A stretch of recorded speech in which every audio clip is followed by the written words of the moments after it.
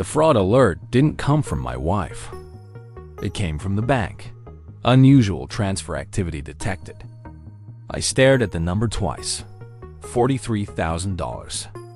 Moved from our joint savings into an account I didn't recognize. When I asked Emily about it, she didn't panic. She smiled. "You approved that last month," she said gently. I didn't. But she said it with such calm certainty that for a second, I wondered if I had. If you've ever been told something didn't happen the way you remember, stay with me. Because that bank statement didn't just expose money. It exposed years of quiet control. The fraud alert came at 2:17 p.m. I remember the exact time because I almost ignored it. Unusual transfer activity detected. Please review immediately. I was at my desk, halfway through a system audit, coffee going cold beside me. $43,000 had moved from our joint savings into an account ending in 7,821. I didn't recognize it. For a second, I assumed it was a glitch. Emily handled most of the budgeting. She liked structure, spreadsheets, monthly projections. She always said I was too relaxed about money. Still, I logged into the bank portal. The transfer was real, 2 weeks ago, authorized online. From our home IP address, my stomach tightened. I opened my calendar from that day. Tuesday, nothing unusual. Dinner at home, a normal night. I texted her, "Did you move money from savings?" She replied in less than a minute. "Yes, we talked about this. We talked about this." I stared at the screen longer than I needed to. I didn't remember talking about it. Not $43,000. Not a new account. I called her instead. She answered on the second ring. Voice light. Calm. "Hey, everything okay? I just saw the transfer." Pause. "Which one?" "The 43,000. Another pause. Slightly longer. "Oh," she said, almost amused. "Ryan, you approved it last month. Remember? We were consolidating. Consolidating." That sounded like her. "Emily, I don't remember that." She didn't sigh. She didn't snap. She laughed softly. "You've been so stressed lately." We literally sat at the kitchen table and agreed. I even showed you the projections. I pictured the kitchen table. Did we? I tried to replay the conversation. Nothing came. "You're not serious right now," she said gently. "You signed off." "Signed off? On what?" "I didn't sign anything," I said. It was digital, Ryan. Her tone wasn't defensive. It was reassuring. That almost made it worse. "You're forgetting again," she added. "It's okay. That's why I handle these things." Again, I leaned back in my chair. "When was this account opened?" I asked. 3 months ago?" 3 months. "I told you," she continued. "You just weren't paying attention. Not paying attention." I opened the transaction history. The destination account wasn't in my name. It was listed as E. Carter Holdings. Holdings. "Emily," I said slowly, "why isn't my name on the account?" Silence. Then, "Because it's easier that way." "Easier for who?" She shifted tone slightly. "Ryan, I have a meeting in 5 minutes. Can we not spiral over something we already resolved?"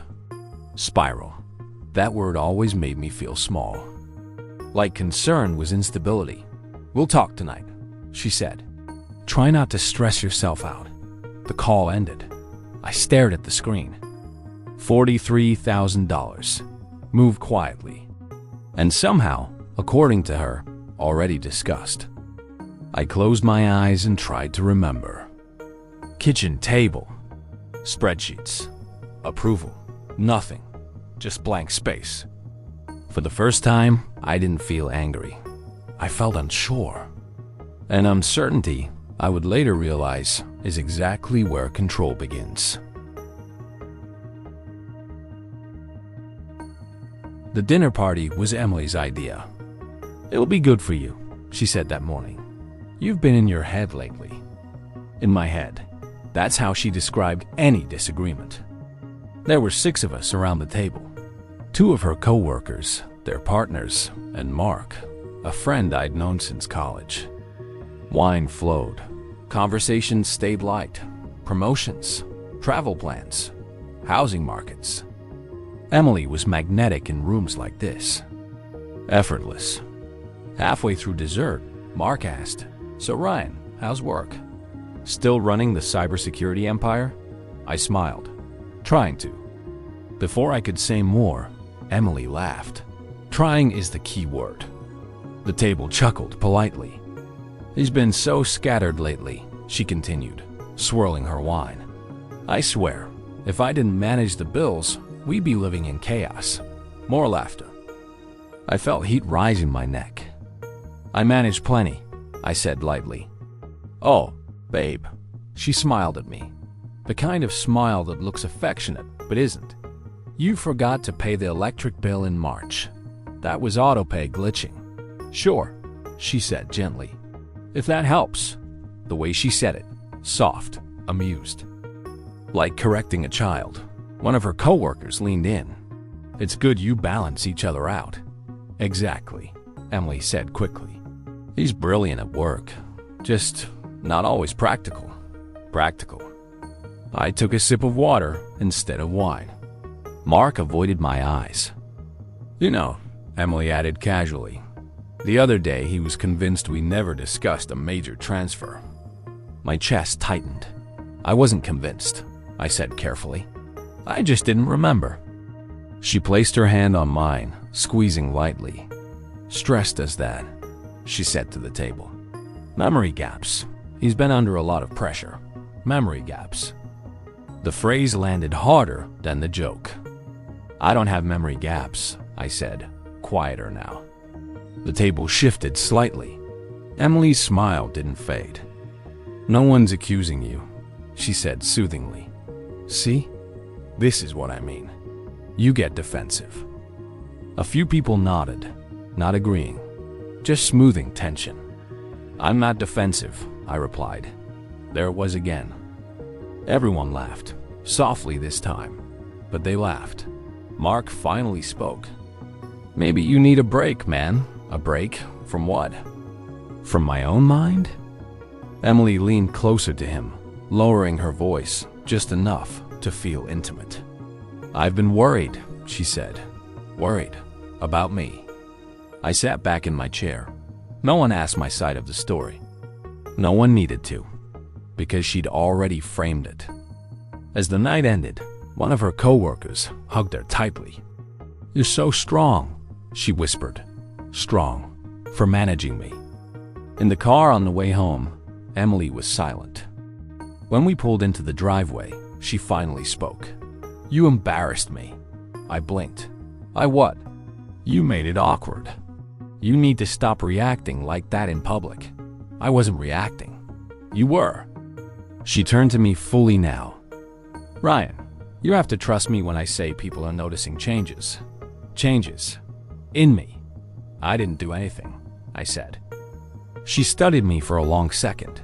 "That's what scares me." She got out of the car before I could respond. I sat there alone, replaying the night, trying to find the moment where I'd been unreasonable, trying to locate the exact second the room shifted. And slowly, against my own instinct, I started wondering if maybe she was right. Maybe I had overreacted. Maybe I was defensive. Maybe I was forgetting. That was the part that scared me most. Not that she moved the money, but that, in a room full of people, I had begun to doubt myself. I didn't notice it all at once. Isolation doesn't arrive with an announcement. It thins the air slowly.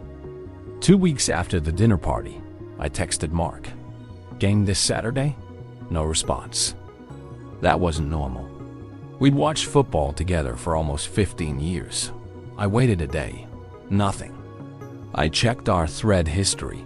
The last message from him was 3 weeks ago. Let's rain check for now.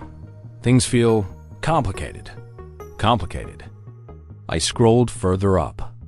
Messages were shorter lately. Less joking. Less personal. I tried calling.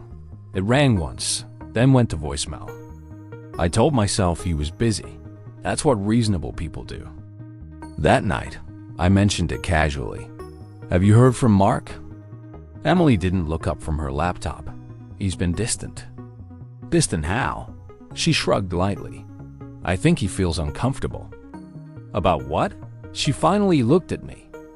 You don't really want me to answer that. Yes, I do. I'm trying to protect you. From what? People don't understand what you're going through, she continued. They misinterpret things. What things? She didn't answer directly. Instead, she said, maybe it's good to step back from social pressure for a while. Step back. The phrase felt reasonable. Healthy. Focus on us, she added. That's what matters. Later that night, after she fell asleep, I opened Instagram.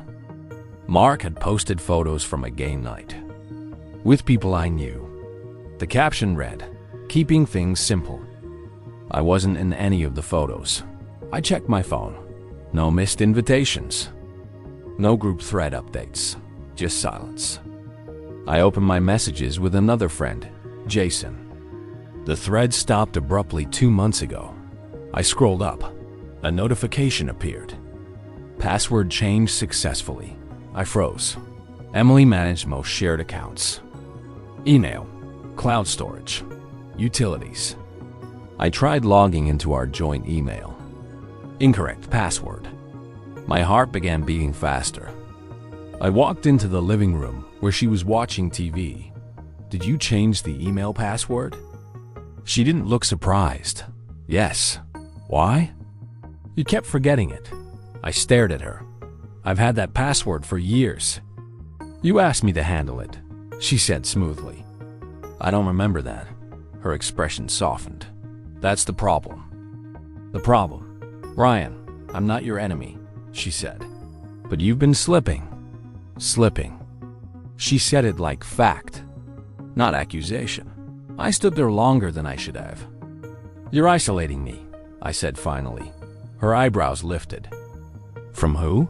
I opened my mouth, closed it again. Because I couldn't prove it. Friends weren't replying. Accounts were changing. Money was moving. And somehow, I couldn't pinpoint the moment it started. That night, lying in bed beside her, I realized something that unsettled me more than the transfer. I couldn't remember the last time I'd made a decision without her reframing it. And I couldn't remember the last time someone checked on me directly, not through her. That was when the thought first surfaced, quiet, uncomfortable. What if this wasn't stress? What if this was design? I started writing things down, not dramatically, not like I was building a case, just small notes in my phone. Dates, conversations, exact words. June 12th, Emily said we discussed account consolidation. No memory. June 14th, Mark distant. June 17th, email password changed. It felt paranoid, which made me hesitate, because paranoid was a word Emily had used recently. You're starting to sound suspicious of everything, she'd said the night before. Suspicious. I replayed moments from the past year. Arguments I thought I'd won, until she explained why I hadn't. Plans I thought we'd made, until she said I'd misunderstood. Trips we never took because I'd supposedly agreed it wasn't a good time. Had I? I opened my old notes app. There were half-written reminders from months ago. Talk about joint savings access. Check recurring transfers. I didn't remember writing them, or maybe I did. That was the problem. Everything felt slightly blurred. That afternoon, I found something small but unsettling. A voice memo. I rarely recorded anything. But there it was, dated April 3rd. I tapped it. My own voice filled the room, just documenting that we did not agree to open a separate account. Silence. Then Emily's voice in the background. "You're being dramatic." My chest tightened. "I'm not being dramatic," I said in the recording. "You are," she replied calmly. "This is what I mean. You escalate." The memo ended. I sat there staring at the phone. I had documented it, which meant I had doubted myself before, which meant this wasn't new. I walked into the kitchen where Emily was prepping dinner.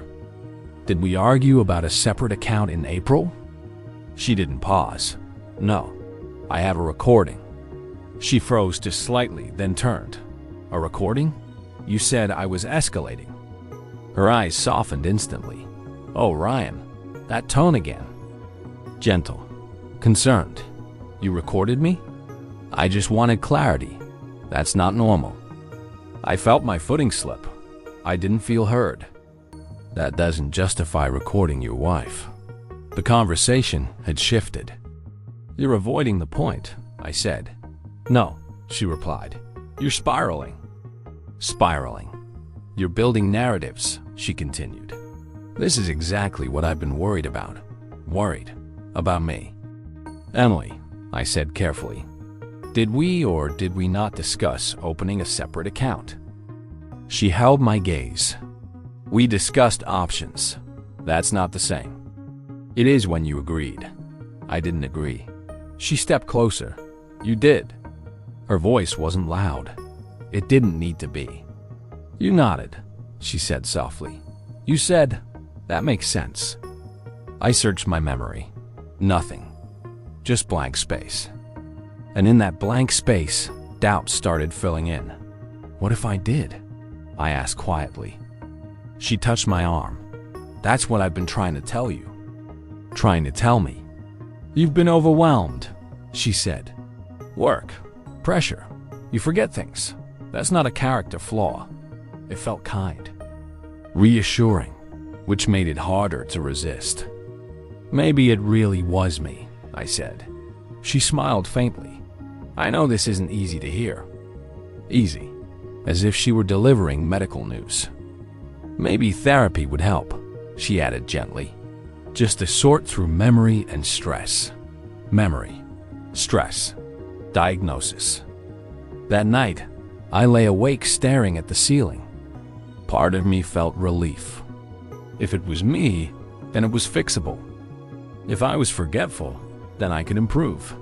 If I was spiraling, then I could stabilize.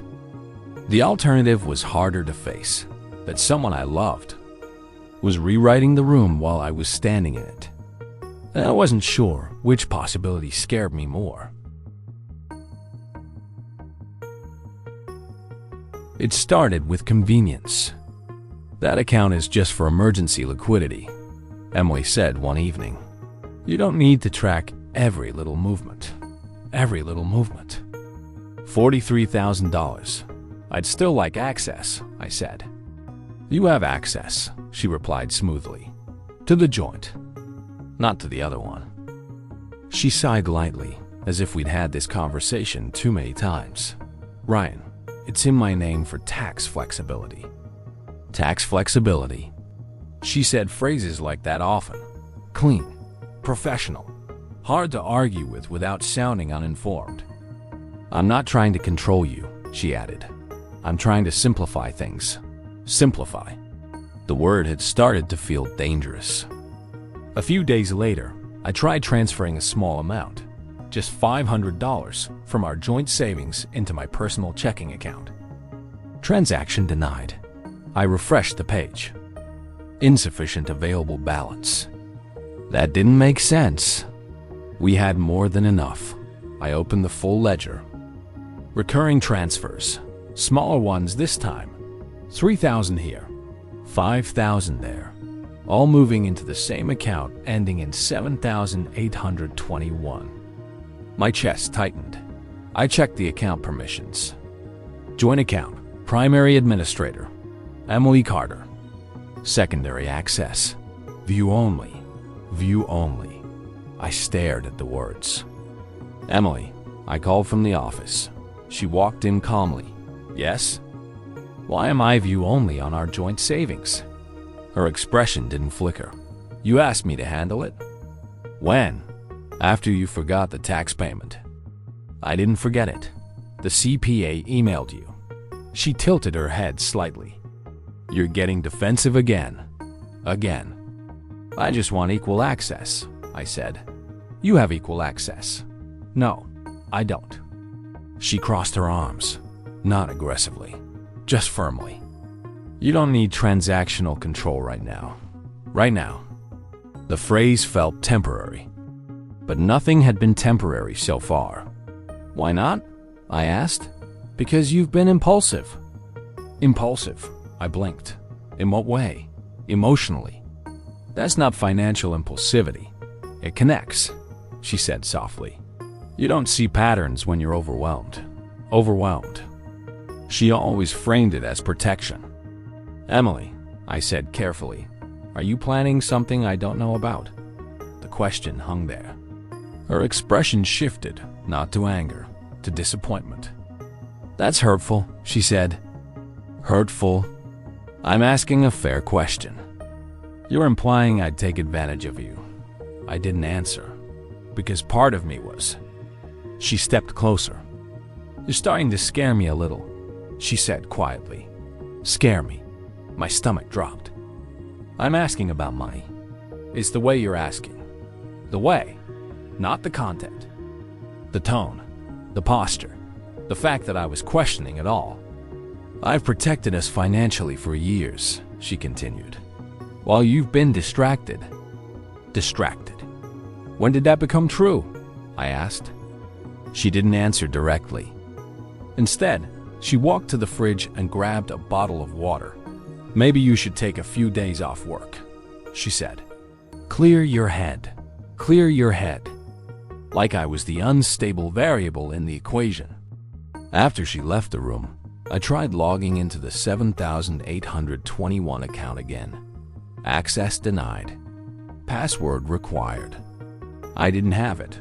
That was when the realization hit me fully. It wasn't just that money had moved. It was that authority had shifted, quietly, gradually, without paperwork, without announcement. I wasn't managing half of our finances anymore. I was observing them, view only. And the scariest part? I couldn't remember when that transition happened, which meant it hadn't been sudden. It had been slow, designed. And I had mistaken it for organization. I found out by accident. I wasn't looking for proof. I was looking for silence. Emily had left her laptop open on the kitchen counter while she took a shower. A notification popped up in the corner of the screen. Lena, is he doing better this week? Doing better. My pulse slowed instead of quickened. That was new. I clicked the message. The thread opened automatically. Lena wasn't just a coworker. She was someone Emily brought to dinner. Someone who'd laughed politely at my memory gaps. I scrolled. Emily, he's been really fragile lately. Lena, that bad? Emily, he questions everything. It's exhausting.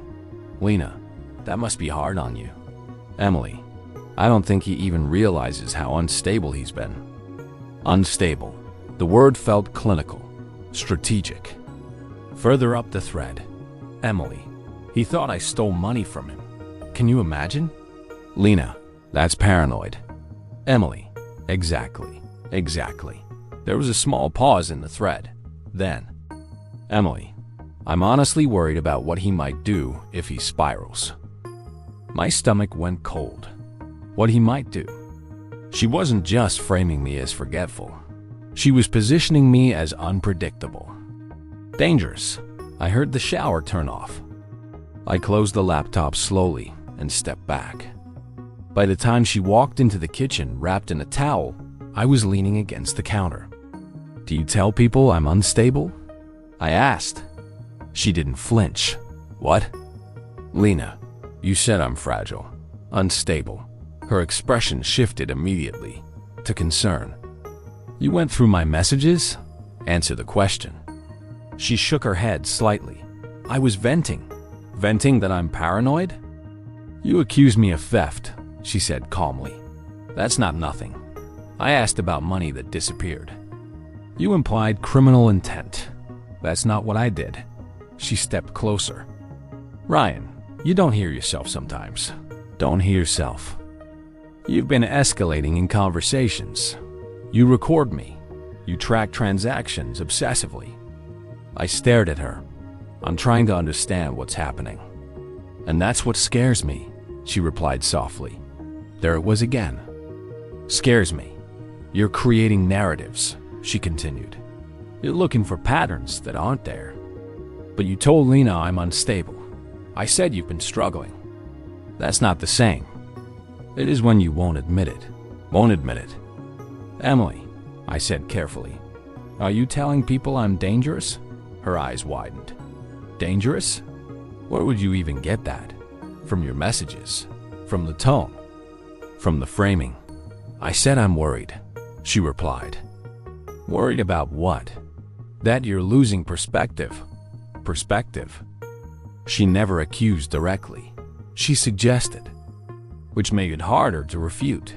You're isolating me, I said quietly. No, she answered. You're isolating yourself. And suddenly, I understood something that made my chest tighten. If she could convince enough people I was unstable, then any reaction I had would confirm it. Any anger would be volatility. Any doubt would be paranoia. Any boundary would be aggression. And if she ever decided to leave, the narrative would already be written. I wasn't just losing control of money. I was losing control of who I was in other people's minds. And that was far more dangerous. Because once your reputation shifts, it's very hard to reclaim it. The shift happened on a Tuesday. Small, controlled, almost gentle. I made you an appointment, Emily said over breakfast. With who? A therapist. I lowered my coffee slowly. For what? She didn't answer immediately. She placed a folded napkin beside my plate first, always composed. To talk through the stress you've been under. I didn't ask for therapy. You didn't ask for help either. Help? That word again. I'm not in crisis, I said. She tilted her head slightly. That's the problem. The problem. I'm functioning, I continued. I'm working. I'm paying bills. You're questioning reality, she replied calmly. My pulse spiked. I'm questioning transactions and recording me and accusing me and going through my private messages. You were telling people I'm unstable. I said I was worried. That's not the same. It is when you won't see it. That line again. Won't see it. She reached across the table and touched my hand. Her voice softened. I love you, but I can't keep managing this alone. Managing. As if I were a condition. I don't need managing. You don't see how intense you've become. I'm not intense. There, she said quietly. That tone. She wasn't reacting to content. She was reacting to delivery. You're reframing everything, I said carefully. Every concern I raise becomes instability. She leaned back slightly. You think I'd invent that? I think you're controlling the narrative. The air shifted. She withdrew her hand. That's a dangerous accusation. Dangerous. You're building a story where I'm the villain, she continued. I'm asking questions, and I'm answering them. You're answering with diagnosis. She stood slowly. I can't do this, she said softly. Do what? Have you considered, she continued, voice measured, that you might be projecting your own fears onto me? Projecting. The word slid in like a scalpel. This is what therapists help with, she added. Therapists. She wasn't screaming. She wasn't threatening. She was positioning. If you refuse, she said gently, what does that tell me? That I don't agree? That you don't think there's a problem? There isn't. She exhaled, disappointed. That scares me. There it was again. Scares me. I stood up. You keep saying that. Because it's true. Scared of what? That you're unraveling. Unraveling. The word echoed. I'm not unraveling, I said firmly. Her eyes held mine. Then why does everyone see it but you? Everyone. I froze. Who's everyone? She didn't answer. She didn't need to. Friends had gone quiet. Coworkers looked at me differently. Even Mark had asked if I was okay. You've been distant, she continued softly. Paranoid. Paranoid. And I don't know how much longer I can absorb it. Absorb it. As if she were enduring something heavy. Emily, I said slowly, what happens if I don't go to therapy? She didn't hesitate. Then I have to start protecting myself. Protecting herself. From me.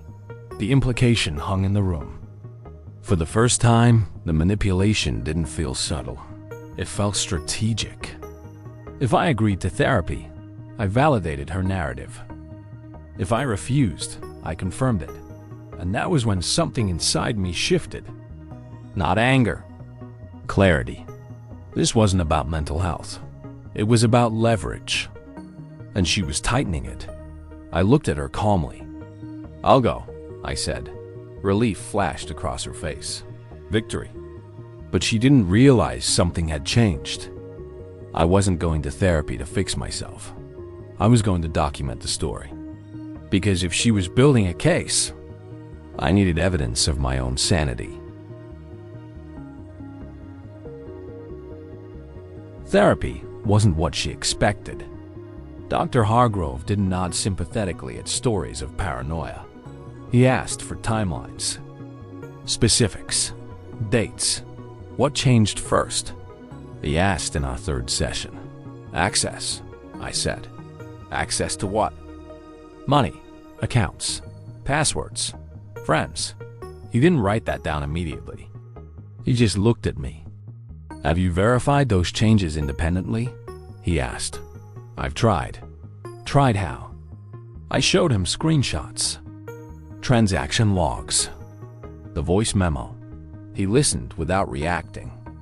You're very precise, he said finally. That's my job. Have you ever been diagnosed with memory issues? No. Have colleagues expressed concern? No. Any history of impulsive spending? No. He leaned back. Gaslighting often functions by destabilizing perception, he said carefully. The goal isn't to convince you of a lie. It's to make you unsure of the truth. The word landed. Gaslighting. He didn't accuse. He suggested. But it was the first time someone had framed the pattern without questioning my stability. That night, after therapy, I didn't confront Emily. I observed.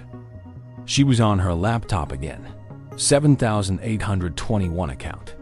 I'd memorized the digits. She left the room briefly to answer a call. This time, I didn't hesitate. I opened the banking portal she'd been using. Password auto-filled. I didn't explore everything, just statements. Monthly summaries. And then I saw it. An account classification. Primary holder, Emily Carter. Secondary beneficiary, pending, not my name. Another tab was open, a draft email. Subject, asset separation strategy. My pulse slowed instead of quickened. Calm. That surprised me. The email wasn't sent. It was a template. Bullet points. Narrative alignment with mutual friends. Documentation of emotional volatility. Financial independence established prior to filing. Filing. The word was clinical. Prepared. Strategic. She wasn't reacting to instability. She was constructing it. I heard her footsteps coming down the hallway. I closed the laptop exactly how I'd found it. When she walked back in, she smiled. How was therapy? Productive, I said. She studied me for a second. And? I'm working on perspective. She seemed satisfied. Later that night, I logged into the joint account again. Still view only. But this time, I wasn't confused. I wasn't doubting memory. I was confirming pattern. She hadn't moved money impulsively. She'd been positioning assets. She hadn't won friends casually. She'd been shaping narrative. She hadn't suggested therapy out of concern. She'd needed documentation of instability. And the $43,000 transfer? That wasn't consolidation. It was preparation. I lay awake beside her that night, staring at the ceiling. For the first time in months, I didn't question my memory. I questioned her timing. Because if she was building a story where I was unstable, then she needed me confused. But confusion only works if you don't know you're being managed. And now I did. The next move had to be careful. Not loud, not reactive. Strategic. Because if she thought I was unraveling, then she hadn't realized something crucial. I had stopped doubting myself. I didn't confront her immediately. That's what she expected. Reaction, emotion, volume. Instead, I did something she trained me not to do. I went quiet, not withdrawn, measured. I requested full bank logs through customer service instead of the shared portal. I downloaded access change histories, IP logs, permission updates, every modification timestamped. Most of the administrative changes happened within a 3-week window. The same 3 weeks she'd started telling people I was forgetful. The same 3 weeks the $43,000 moved. The same 3 weeks my access shifted to view only, pattern, clean, traceable. I also asked Dr. Hargrove something specific in our next session. If someone is trying to build a narrative that I'm unstable, I said, what would that look like? He didn't hesitate. Preemptive framing. Telling others you're volatile before conflict escalates. Documentation. Selective documentation. Especially if financial separation is planned. Separation. The word didn't hit like it used to. It felt procedural. That night, I invited Emily to sit down. No accusation. No raised voice. I reviewed the bank records, I said calmly. She blinked. Oh? Administrative permissions were changed 3 weeks before the transfer. That sounds technical. It is. Her posture shifted slightly. Subtle. I also saw the draft email, I continued. The smallest pause. What email? Asset separation strategy. The air changed. Not dramatically, but enough. I don't know what you're talking about, she said. It's saved in your drafts. You went through my email? There it was. Shift of violation. I saw what was open. You invaded my privacy. I saw bullet points about narrative alignment and emotional volatility. Her composure held, barely. That was brainstorming. For what? For protection. From me? She didn't answer immediately. Instead, she studied me. Longer than usual. You're different, she said. How? You're not reactive. Because I'm not confused anymore. You were preparing, I said evenly, before anything escalated. That's absurd, is it? Silence. You moved money. Reduced my access. Told friends I'm unstable. Drafted separation strategy emails. You're misinterpreting. No, I said quietly. I'm documenting. The word landed. Documenting, her eyes flickered. There it was. The first crack. Not anger. Calculation. She was recalibrating. You're building a case against your wife, she said softly. I'm building clarity. You're being cold. I'm being precise. Silence stretched between us. You scare me, she said finally. Because I questioned you? Because you changed. I held her gaze. No, I said. I stopped doubting. And for the first time in years, she didn't have a gentle correction ready. She didn't smile. She didn't soften. She just looked at me. And beneath the composure, there was something new, Uncertainty.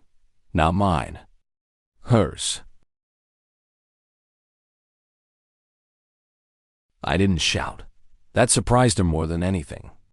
The next morning, I met with an attorney before work. Quiet consultation. No drama. I brought documentation, transaction logs, permission changes, screenshots of the draft email, therapy notes confirming no diagnosis of instability. Preemptive narrative shaping, the attorney said calmly. That's common in high control dynamics.